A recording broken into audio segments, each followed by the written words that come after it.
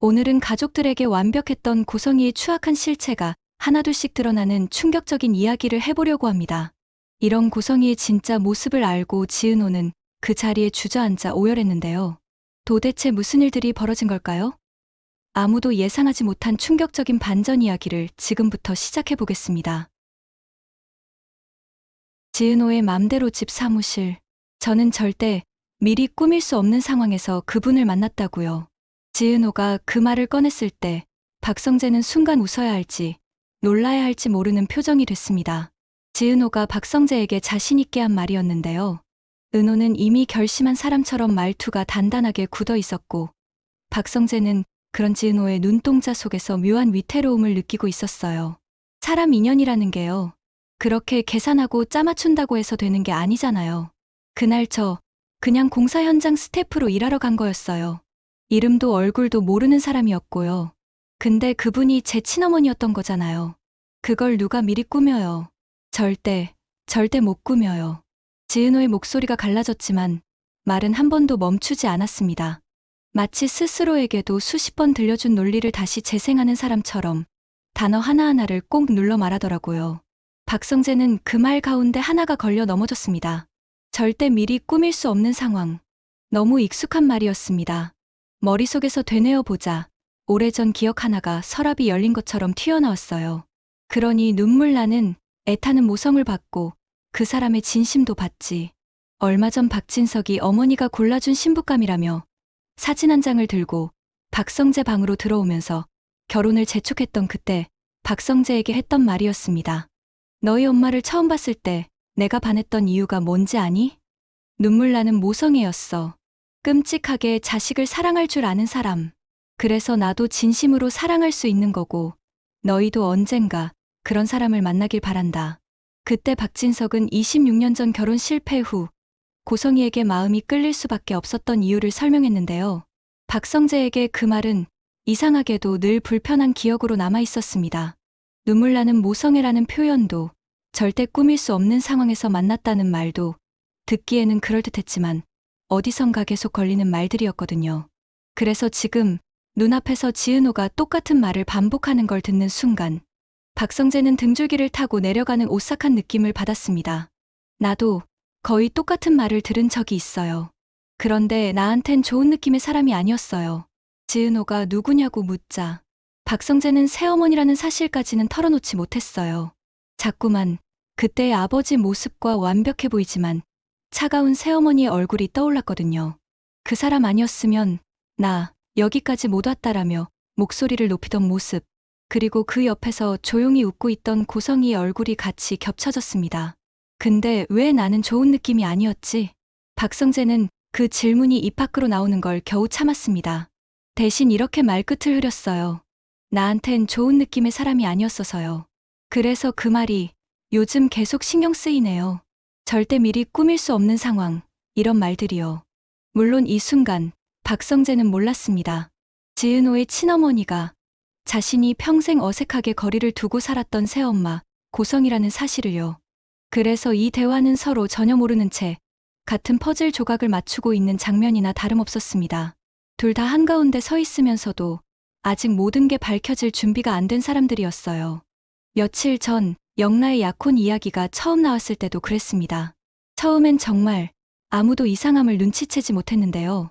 한우진이 미국 유학 중이라고 믿고 있던 박진석과 가족들에게 그 얘기는 그냥 이제 영라도 자기 가정 꾸릴 때가 됐구나 정도의 자연스러운 수순처럼 들렸습니다. 문제는 그 그림의 중심에 서 있는 두 사람, 영라와 고성이의 마음이 전혀 다른 방향을 보고 있었다는 거였죠. 거실에서 영라의 혼사 얘기가 흘러나왔을 때 엄마 고성이가 결혼을 서두르려 하자 영라가 더는 못 참겠다는 듯 아빠 박진석에게 말을 했어요. 아빠, 저 약혼하기 싫어요. 뭐라고? 영라야. 이 약혼 내가 좋아서 서두르는 거 아니었어? 박진석의 눈이 갑자기 커졌어요. 그러자 고성이가 그만 말하라는 듯이 영라의 손을 꽉 잡으면서 남편 박진석에게 어색한 웃음을 지으며 말했어요. 갑자기 결혼을 한다니까 얘가 잠깐 혼란스러워하는 것 같네요.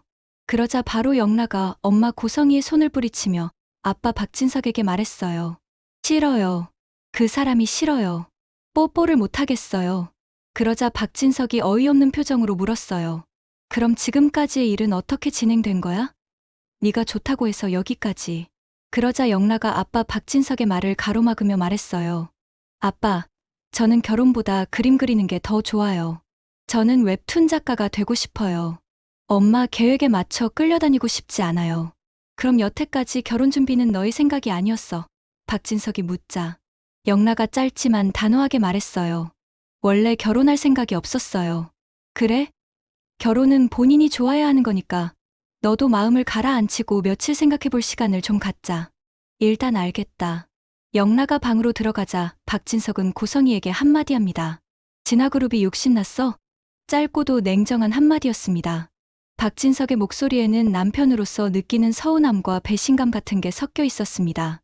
우진이는 지금 미국 유학 잘 다니는 걸로 알고 있다. 우리 회사도 힘들어도 어떻게든 버티고 있고 그런 상황에서 내가 이혼사를 받아들인 이유는 하나였어. 영라가 좋다니까 그럼 아버지로서 밀어줘야지. 그 생각뿐이었는데 이게 무슨 소리야? 고성이는 서둘러 손을 저었습니다. 저도 당연히 영라 생각이 먼저죠. 하지만 그게 다 우리 가족을 위한다고 생각했죠. 그리고 원래 결혼을 앞두면 마음이 혼란스럽잖아요. 신경 쓰지 마세요. 그러자 박진석이 말을 가로챘습니다. 근데 정작 영라는 자기 인생이 그림 맞추기 같다잖아. 그림을 누가 그리고 있는지, 그걸 누가 채우고 있는지. 우리가 지금 그 선을 헷갈리면 안 되지 않나? 그 이후로 박진석의 마음속에는 눈물 나는 모성애라는 말로 포장되어 있던 고성이의 모습이 서서히 아주 천천히 다른 얼굴을 드러내기 시작했습니다. 이렇게 집 안에서는 작은 균열이 생기고 있었지만 한편으로는 아무도 모르는 곳에서 더 큰 비밀이 자라고 있었는데요. 엄마가 요즘 거짓말을 하고 이상한 데를 자꾸 가시네. 영라는 엄마가 집을 나서는 시간 더 이상 궁금해서 견딜 수 없다는 생각이 들었을 때 영라가 떠올린 사람은 이지환이었습니다. 지환 오빠, 나 좀 도와줄 수 있어? 오늘 엄마 차 미행해보자. 꼭 알아야겠어. 서울대학병원 주차장에 도착했을 때 두 사람은 차 안에서 한동안 움직이지 못했습니다. 조금 앞쪽에 세워진 차 한 대. 나 지금 번호판. 병원 안 1층 로비에는 엄마와 한우진의 뒷모습이 보였습니다. 영라는 본능적으로 입을 막았습니다. 눈앞이 순간 하얘졌어요. 우진 오빠, 유학 중 아니었어? 목소리가 거의 들리지 않을 정도로 떨렸습니다. 미국에 있어야 할 오빠가 지금 서울의 청와대학병원에서 휠체어에 앉아 있는 겁니다. 그 옆에는 간호사가 하나 서 있었고 조금 떨어진 곳에서 고성이가 의사와 대화를 나누고 있었습니다. 영라는 말을 잇지 못했습니다. 이지환도 충격을 감추지 못한 채 조용히 중얼거렸습니다. 미국에 있다고 한 그 오빠 맞아? 도대체 이건 누가 누구한테 뭐를 숨기고 있는 걸까? 그들은 차 안에서 그 장면을 지켜보면서 둘 다 같은 생각을 떠올리고 있었습니다.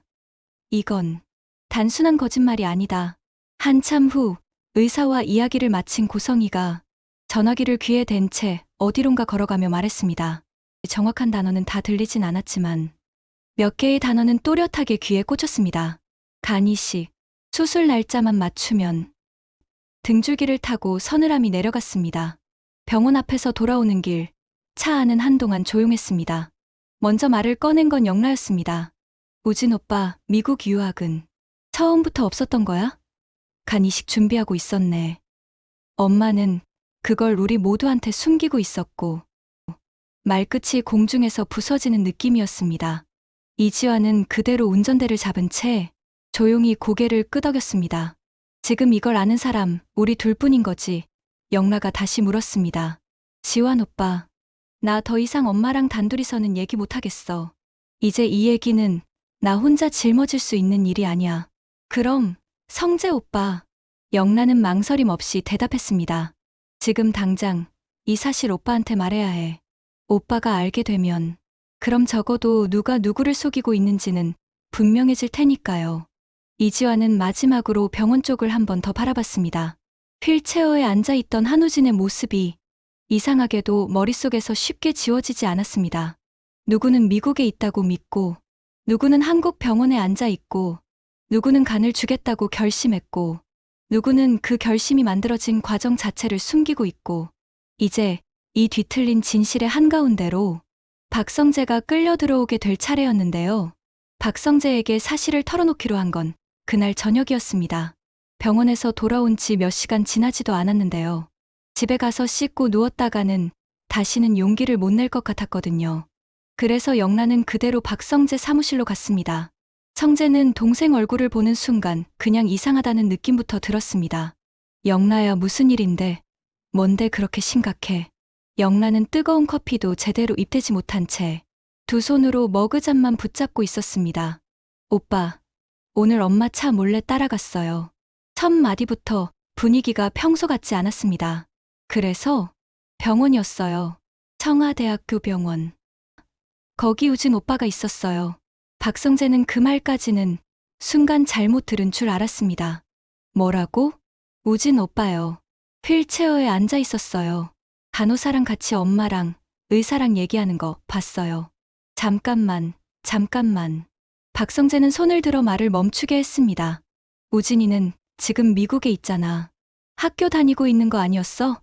우리 모두 속은 거예요. 영라가 단호하게 잘랐습니다. 오빠, 오늘 직접 본 걸 어떻게 부정해요? 우진 오빠, 거기 있었어요. 힘없이 휠체어에 앉아서. 그제야 박성재의 숨이 약간 흔들렸습니다. 머릿속이 복잡하게 돌아가기 시작했어요. 그럼 미국 유학은 뭐야? 엄마 혼자. 미국이 아니라 수술 준비였던 것 같아요. 영라가 조심스럽게 말을 이었습니다. 우리가 차 안에서 보고 있었는데 엄마가 의사랑 얘기하고 나서 어디론가 전화를 하더라고요. 정확한 말은 다 안 들렸는데 딱 몇 마디는 너무 또렷하게 들렸어요. 영란은 그 순간을 떠올리며 천천히 되짚었습니다. 간이식, 검사 다 끝났고 수술 날짜만 맞추면 된다. 이렇게 말했어요, 엄마가. 간이식이라는 단어가 영라 입 밖으로 나오는 순간 박성재의 머릿속에는 본능처럼 지은호 얼굴이 떠올랐습니다. 한 달 휴가, 쌍둥이 오빠, 간이식, 그리고 오늘 낮에 들었던 그 문장까지. 저는 절대 미리 꾸밀 수 없는 상황에서 그분을 만났다고요. 조각들이 말도 안 되게 빠른 속도로 맞춰지기 시작했습니다. 그래서 우리 둘만 알고 있을 수 없다고 생각했어요. 영라가 말을 이었습니다.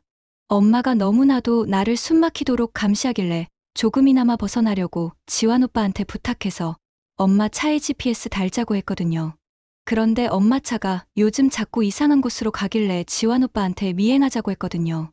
그런데 거기에 그제야 박성재는 맞은편에 조용히 앉아있던 이지환을 보았습니다.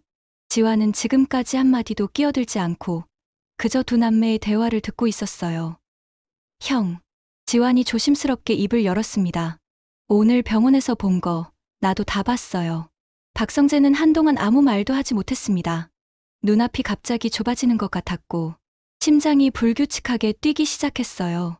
그러니까 지금 내 말은 우진이는 미국에 있는 게 아니라 한국 병원에 입원해 있고 엄마는 그 사실을 아빠랑 나한테 숨겨왔고 거기다 누군가한테서 간을 받으려고 생체 이식을 준비 중이고 그 말이지. 엄마 말로는 거의 확정 같았어요. 검사도 다 끝났고 수술 날짜만 맞추면 된다고 했거든요. 한동안 이어지는 침묵. 그 사이 박성재의 머릿속에는 이상하게도 아버지 박진석의 목소리가 겹쳐 들렸습니다. 너희 엄마를 처음 봤을 때 내가 반했던 이유가 뭔지 아니? 눈물 나는 모성애였어. 끔찍하게 자식을 사랑할 줄 아는 사람. 그 말과 오늘 영라가 털어놓은 사실이 전혀 다른 방향을 가리키고 있다는 게 이제야 뼈저리게 느껴졌습니다. 눈물 나는 모성애라면서 누군가한테 간을 빌려와야만 되는 상황이 됐을 때 그 누군가가 우리 가족은 아니어야 한다고 한 번이라도 생각해봤을까? 속으로 그런 문장이 스치고 지나가자 입 안이 바짝 타들어가는 느낌이 들었습니다.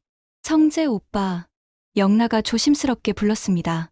나 이 얘기 아빠한테는 혼자 못해요. 엄마가 왜 저렇게 몰래 움직이는지 그냥 두면 안 될 것 같아요. 그래서 나한테 먼저 말한 거야? 영란은 살짝 웃으려다 말고 곧 표정을 거두었습니다. 우리 셋 중에 제일 냉정하게 볼 수 있는 사람이 오빠 같아요. 오빠가 알게 되면 아빠도 결국 알게 될 거고, 그러면 적어도 이 집에서 엄마가 왜 우리를 속이고 있는지는 분명해지겠죠. 이지환도 조심스럽게 거들었습니다. 형, 나도 형 입장 생각하면 지금 이 얘기 듣는 게 얼마나 힘들지 알겠어요. 그래도 지금 말하는 게 맞다고 생각했어요. 그 말에 박성재는 깊게 숨을 들이켰다가 천천히 내쉬었습니다. 그리고 거의 속삭이듯 이렇게 말했어요. 아버지한테는 아직 말하지 마. 왜요? 영라가 놀란 눈을 들었습니다. 지금 이 상태로 말씀드렸다가 만약 우리가 하나라도 틀린 부분이 있으면 그때는 진짜로 집안이 산산조각 날 수도 있어. 박성재는 최대한 침착하게 말을 골랐습니다. 아빠는 지금 어머니에 대한 믿음이 크셔. 그런데 요즘 너의 혼사 얘기 때문에 아버지가 신경이 안 좋으신데 그 와중에 우진이 얘기까지 터지면 아버지 감정부터 먼저 터질 거야. 그러면 그땐 수습이 문제가 아니라 전쟁이 나겠지. 영란은 잠시 생각에 잠겼습니다. 맞는 말이긴 했습니다. 그럼 어떻게 하자는 거예요? 일단 내가 직접 확인할 수 있는 것부터 확인할게. 박성재의 눈빛이 달라졌습니다. 첫 번째는 우진이 상태를 내가 내 눈으로 봐야겠어. 그리고 공여자를 확인해야겠어. 누구인지. 그런데 내가 생각하는 그 사람이 아니길 바래. 누군데요? 오빠가 아는 사람이 있어요? 영라가 급히 물었지만 성재는 말을 흐렸습니다. 아직은 확인부터 해야겠어. 그리곤 결국 박성재는 가장 먼저 떠오른 사람에게 전화를 걸었습니다. 지희여가 술 한잔하자. 왜? 너 목소리 왜 이래? 너희 회사 망했냐? 망한 건 아니고 사람 하나가 망가질 것 같아서. 박성재의 낮게 깔린 목소리에 이지혁도 곧 진지해졌습니다. 진짜 심각한 얘기면 전화로 들을 얘기는 아닌 것 같다. 이지혁은 급히 약속을 잡았는데요. 1시간 뒤 맘대로 집 앞 와인바. 두 사람은 따로 말하지 않아도 자동으로 같은 자리에 앉았습니다. 예전부터 이용했던 그 구석 자리였어요. 얼굴이 반은 무너졌는데 이지혁이 잔을 부딪히며 말했습니다. 박성재가 본론을 꺼냈습니다. 지희여가, 너 은호 씨 한 달 휴가 얘기 다시 한번 말해줄 수 있어? 갑자기 왜? 그냥 처음부터 누구 때문에 왜 그 수술을 하겠다고 했는지, 너한테 뭐라고 설명했는지, 뭐든지 전부. 이지혁은 잠깐 박성재를 바라보다가 잔을 내려놓았습니다. 쌍둥이 오빠 때문에 간이식 하겠다고 했어. 이지혁이 천천히 말을 시작했습니다. 한우진이라는 이름 한 번쯤 들었겠지. 엄마가 어릴 때 잃어버렸다고 믿었던 아들. 그 오빠가 지금 위급하고 자기 간이 맞는다고 검사했고 처음에는 나도 솔직히 막을 명분이 없다고 생각했다. 쌍둥이 오빠 살리겠다는데 내가 무슨 권리로 말리냐 싶어서. 잠깐만. 한우진. 그럼 너무 이상한데. 이지혁이 손가락으로 테이블을 두드렸습니다. 은호가 설명하는 말들이 너무 교과서 같았거든. 사람 인연이라는 게요. 미리 꾸밀 수 없는 거잖아요. 절대 꾸밀 수 없는 상황에서 만났다. 이런 말들. 그게 꼭 누가 옆에서 귀에다 수십 번 속삭여준 느낌이었어. 본인이 느낀 감정보다 누군가가 주입해 놓은 문장을 외우는 것 같달까. 박성재의 눈이 그 말에 딱 걸렸습니다. 절대 미리 꾸밀 수 없는 상황에서 만났다. 그가 복부 타듯 되뇌었습니다. 오늘 낮에도 똑같은 말 들었거든. 이번엔 이지혁 쪽에서 놀랐습니다. 뭐, 그 말을 너한테도 했어? 은호가 자기 친어머니를 어떻게 만났는지 설명하는데 문장 하나하나가 우리 아버지가 예전에 했던 말이랑 겹치더라. 박성재는 잠깐 숨을 골랐다가 가장 중요한 부분을 꺼냈습니다. 그리고 오늘 저녁에 들은 말하고도 겹쳤어. 엄마 입에서 나온 간이식이란 말이랑. 이지혁의 표정이 굳었습니다. 잠깐만, 그럼 너희 집에도 간이식 필요한 사람이 있어? 있었더라고. 박성재가 씁쓸하게 웃었습니다. 우진이라고 미국에 유학 중이라고 믿고 있었던 우리 집 배다른 동생. 오늘 청와대학병원 주차장에서 휠체어 탄 채로 다시 만났다. 이지혁은 술기운도 순식간에 깨는 느낌이었습니다. 미국 유학 아니었어? 유학이 아니라 입원. 그리고 간이식 준비. 엄마가 담당 교수랑 통화하면서 수술 날짜만 맞추면 된다고 했대. 거기까지 영라랑 지환이가 직접 들었어. 잠시 공기가 꽉 막힌 느낌이 들었습니다. 그래서 내가 지금 머릿속에서 도저히 떨칠 수 없는 그림이 하나 있는데. 박성재가 잔을 돌리며 말을 이었습니다. 한쪽 끝에는 쌍둥이 오빠를 살리겠다고 자기 간 내주겠다는 은호 씨가 있고 다른 쪽 끝에는 미국에 있는 줄 알았던 내 동생 우진이가 있어. 그리고 그 중간에 지금까지 우리 모두를 설득해왔던 한 사람이 서 있지. 이지혁은 굳이 이름을 묻지 않았습니다. 그 사람이 누군지 이미 둘 다 알고 있었으니까요. 고성이, 그래서 넌 지금 은호가 내 엄마한테 이용당하고 있을 수도 있다는 생각이 든다는 거네? 이지혁의 목소리가 낮게 떨렸습니다. 확신은 못해. 박성재가 솔직하게 말했습니다. 아직 연결고리는 다 추측이야. 근데 내가 지금 아는 사실만 나열해도 이건 그냥 넘어갈 수 있는 문제가 아니야. 우진이는 미국에 없다. 엄마는 그걸 아빠와 나한테 숨겼다. 우진이는 간이식이 필요하다. 생체 간이식이 진행 중이고 날짜만 맞추면 된다. 같은 시기에 은호 씨가 쌍둥이 오빠를 살리겠다고 간이식 휴가를 한 달 잡으려고 한다. 그는 손가락을 하나씩 접으며 말을 이어갔습니다. 절대 미리 꾸밀 수 없는 상황에서 만나게 된 친엄마 이야기라는 동일한 문장을 우리 아버지, 우리 엄마, 그리고 지금 은호 씨까지 공유하고 있다. 그런데 더 결정적인 건 새어머니가 한우진에 대해서만 말했지 은호 얘기는 한 번도 한 적이 없거든. 그래서 쌍둥이인지도 몰랐어. 딸을 처음부터 말을 안 한 것도 이상한데 그토록 애타게 찾았고 정말 찾았는데도 집에서 내색 한 번을 안 했어. 이건 그냥 우연이 아니야. 계획적으로 은호한테 접근한 거야. 이지혁은 술잔을 든 손을 멈춰버렸습니다. 박성재가 조심스럽게 불렀습니다. 난 지금 내 엄마를 고발하겠다는 얘기를 하려는 게 아니야. 하는 수술 막아달라고 매달리려는 것도 아니고. 근데 누군가의 간을 빌려서라도 내 동생을 살려야 하는 상황이면 그 누군가한테만큼은 진실을 알려야 한다고 생각해. 그게 사람으로서 최소한의 선 아닐까? 한동안 대답하지 못하던 이지혁이 결국 잔을 내려놓고 박성재를 똑바로 봤습니다. 너 답다. 짧은 말이었지만 거기엔 오랜 우정이 다 들어 있었습니다. 좋아. 그럼 이렇게 하자. 이지혁이 천천히 제안했습니다. 은호는 내가 맡을게. 내 엄마랑 내 집 사정은 최대한 빼고 지금 벌어지고 있는 일만 놓고 솔직하게 물어볼 거야. 너, 그 수술, 정말 내가 모든 걸 알고 선택한 거냐고. 만약 은호가 모르는 게 있는 것 같으면 그때는 내가 가진 정보까지 다 꺼내서 얘기하자. 그럼 넌? 박성재가 되물었습니다. 난 우진이부터 확인할 거야. 그의 목소리가 단단해졌습니다. 담당 교수, 진료 기록, 상태, 그리고 생체 이식 계획서. 그 안에 공여자 이름이 똑바로 어떻게 적혀 있는지 내 눈으로 확인할 거야. 거기 정말로 지은호 세 글자가 박혀 있다면 그땐 우리 더 이상 친구가 아니라 공범이 되는 거다. 판을 바로잡기 위한 공범. 이지혁이 피식 웃었습니다. 야, 우리는 원래 좋은 일 할 때만 공범이었잖아.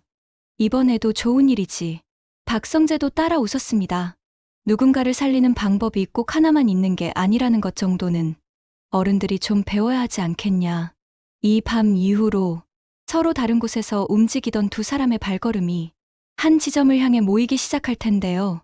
한쪽은 병원 기록과 가족의 비밀을 파헤치고 다른 한쪽은 지은호의 마음 깊숙한 곳을 건드리게 될 겁니다.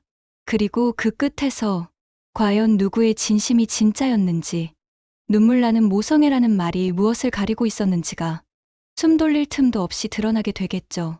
이제 막 숨가쁜 전개를 예고하는 밤이 조용히 막을 올리고 있었습니다.